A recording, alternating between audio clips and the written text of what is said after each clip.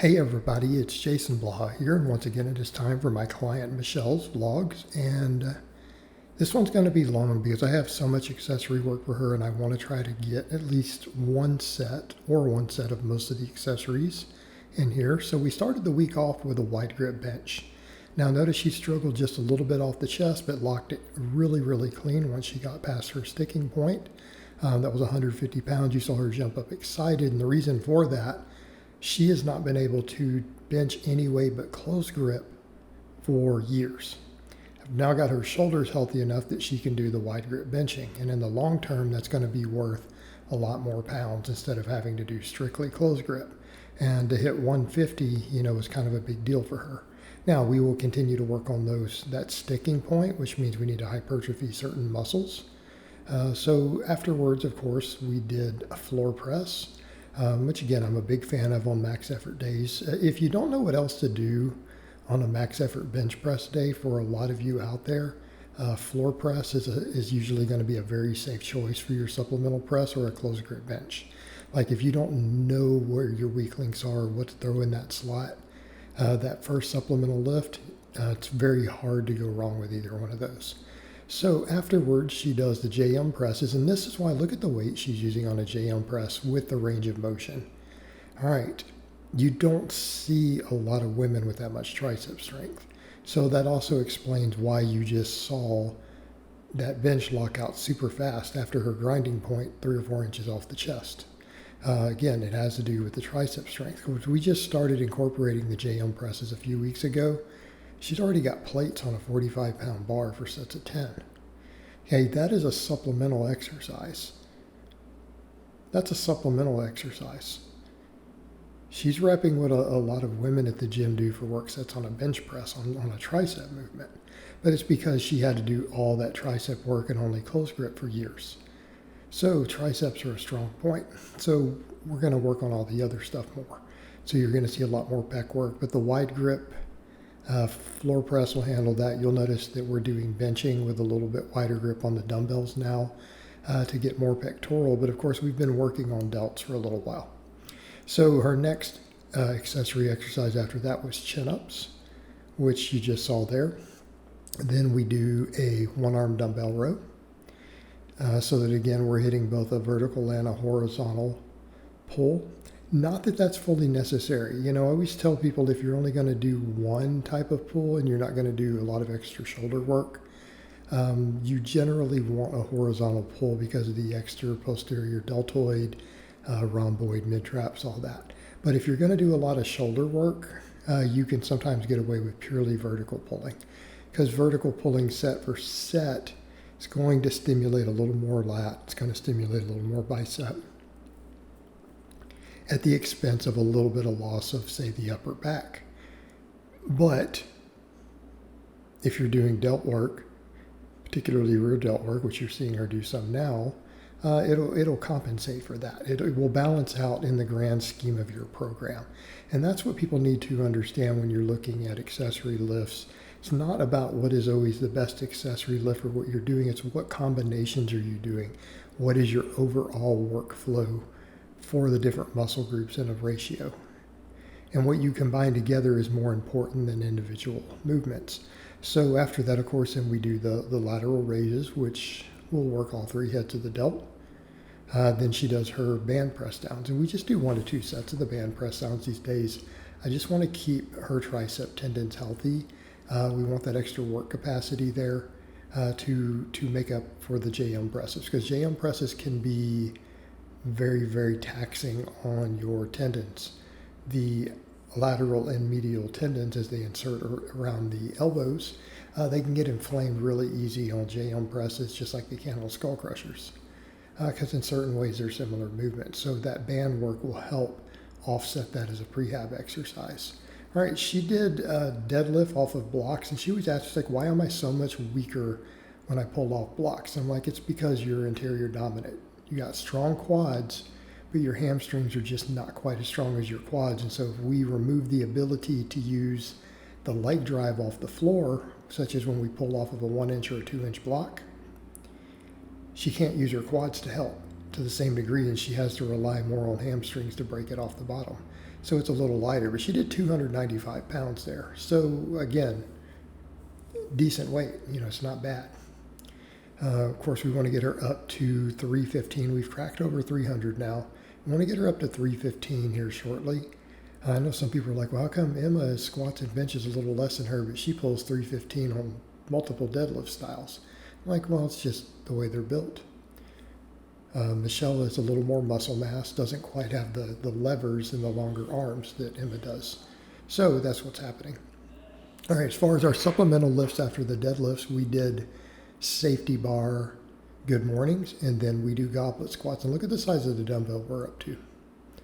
Okay, she's going hard on the goblet squats. It's because I tell her to. I'm always like, we need to be focusing on progressing on these movements, but that's a pretty big dumbbell. Some of my male clients who are not really advanced, kind of ask how much she's using. They got embarrassed, because they're using a little bit less for goblet squats, but that's okay. It's okay. She has very strong quads, and does a lot of extra quad work. Sorry about that, guys. My air conditioner just kicked on outside. So up next, we do glute ham raises, and then we do reverse hyperextensions. Again, as normal, I sound like a broken record. Generally, if my lifters have access to both of those devices, I'm going to tend to end most lower body workouts with them, because no matter what your weak points are, they hit areas that almost everyone needs stronger, even advanced and elite lifters. They're great for recovery because they're both traction-based movements. The reverse hyperextension, of course, being a prehab movement and rehab movement as well. So again, I'm a big fan of these exercises. She has access to them. We're probably going to use them forever. Particularly given the fact that posterior chain tends to be her weaknesses. Glutes and hamstrings tend to limit what she can both deadlift and squat. They tend to be her limit muscles personally. So accordingly, why wouldn't we use these exercises? I don't see that changing next year or the year after that. We'll probably end almost every lower body session she does with those as long as she has access, unless her gym changes. All right, dynamic effort benching. Slight break in our normal pattern because she can now bench wider grip. We use 3 different grips for these. So she does wide, medium, and close. We've now switched over to 5x5, running a 25% setup between contrast weight and straight weight. For those who don't know what that means, we take your 1 rep max, we try to run about 25% of it in bar weight, and then 25% of it in bands and chains. That came up in a topic also on my wall. Another coach had said, well, how do we know how much is too much weight? Like, what's our limit for weight on speed work to know if it's interfering with your max work or not on recovery in your recovery cycle? I'm like, when in doubt, use less. And it's the wrong question. The correct question is, what's the lightest weight I can get away with on speed work and still get the desired training stimulus? Because we shouldn't be trying to push heavy weight. We have max effort work already every single week. Okay, after that, we need to be looking at speed strength. We need to be looking at technique, and we need to be looking at hypertrophy. We need to be gaining as much muscle as possible. Okay, I always tell people you need to either be the shortest or the leanest person in your weight class. Well, since you can't change your height and you weigh a given weight to be the leanest, you also need to have the most muscle at the same weight. Hypertrophy is everything for strength. Study after study after study confirms that now. People try to say, we can separate size and strength. That's not what the research shows on elite powerlifters or bodybuilders at this point. All right, the data is becoming kind of overwhelming.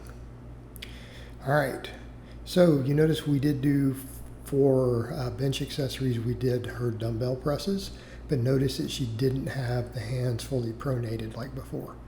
Again, her shoulder health is improved. We're able to work around the scar tissue in her shoulder, able to work around it much, much better now. And so we can do these movements to work her pecs more.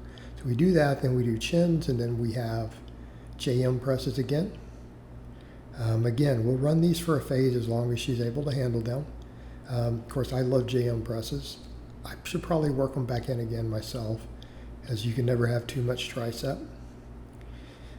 It's just not possible. But again, you've got to build work capacity up to get the most out of these, in my experience. You really got to put a lot of time in on the bands. And I've always found it works best in phases like that. Do a bunch of band work, do band volume, build your tendons, then work in JM presses. It's a very effective strategy I've found for my lifters. All right, up next, then we do some one-arm dumbbell rows, and we may change this up this coming changing block just to avoid some overuse. But one-arm dumbbell rows, which again, we've done chin-ups also here. I like one-arm dumbbell rows, but I think one of the things we run into is they can hit your core kind of hard. It almost feels like you can get overuse in your abdominals once you get really strong on these. And sometimes you just got to cut them out for a while. It's just something I've noticed, something a lot of my lifters have noticed. Just when you get at a certain strength hold on these. And of course, there's been some people who have concerns and said they may cause hernias. I don't know that that's true. However, I can see where they're coming from when you think about the loading involved and just what you feel once you get really strong on them. All right, then after that, we do plate front raises. Again, kind of some people think this is a fluff exercise, but even Wendler loves this and has pointed out it carries over amazingly well to the bench. I find a lot of my lifters get great carryover to their bench press, particularly right off the chest. Right, if you've got a sticking point right off the chest on the bench, I find the plate front raise or a dumbbell front raise helps with this significantly. Also, you guys will notice, look how much more jacked she's gotten.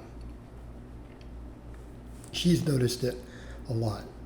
She's noticed it a lot herself in the mirror. She's like, I'm just getting thicker and bigger, but she hasn't gained weight. In other words, we've recompositioned her over the last few months. And a lot of it has to do with the fact that she just simply wasn't doing enough accessory work. Right, her programming was based around a lot of heavy lifting, a lot of heavy assistance movements, and it was very, very low on accessories. Now that we're doing all the accessories, she's gaining muscle. She's getting jacked. Her shoulders are getting bigger. She's getting leaner, better body composition, and that's what we want. All right, dynamic effort lower day. We did speed squats against chains, speed boxes against chains. Notice now she can sit back very, very well. It's a sign that hamstring strength has improved. Of course, we're doing 5x5 now with 25-25 on all the speed work. Of course, we do only conventional deadlifts for her. She simply finds that sumos aggravate some old bone spurs and stuff in her knee. It's really a problem. So we've had to cut the sumo pulls out and focus upon conventional, and that's okay. She's strong on conventional, so we're good. But conventional deadlift against chains for speed pulls, and then we do the normal stuff that we're doing. And I cut out a couple of those, the glute ham raise and reverse hypers, because it's going to be a 15-minute vlog. So she does good mornings. She does her goblet squats, and I'm sure she'll chime in and say how much weight. I don't have the notes in front of me, so I forgot the exact weight on those goblet squats. But it's like 80 pounds or 85 pounds or something like that at this point. Again, getting pretty strong. So safety bar, good mornings, goblet squats, and then we do glute ham raises and reverse hypers. I trimmed that footage out just to get this vlog at a reasonable level. But again, we left the goblet squats in because we don't see as much of those. We haven't been watching those for months and months on these vlogs. And plus, she's getting impressive at them. It's a lot of weight. I had another coach chime in because I was talking about goblet squats for mobility work, and he was looking at her stuff, and he goes, yeah, she's using like 80 pounds for mobility work. He's like, yeah, your strength coaching is serious. Like when your girls are using 80 pounds for mobility work, and he just had a laugh about it. I always enjoy chatting with other coaches who are kind of chiming in. So props to you there, Kurt. But then we finished up with some toe-to bars.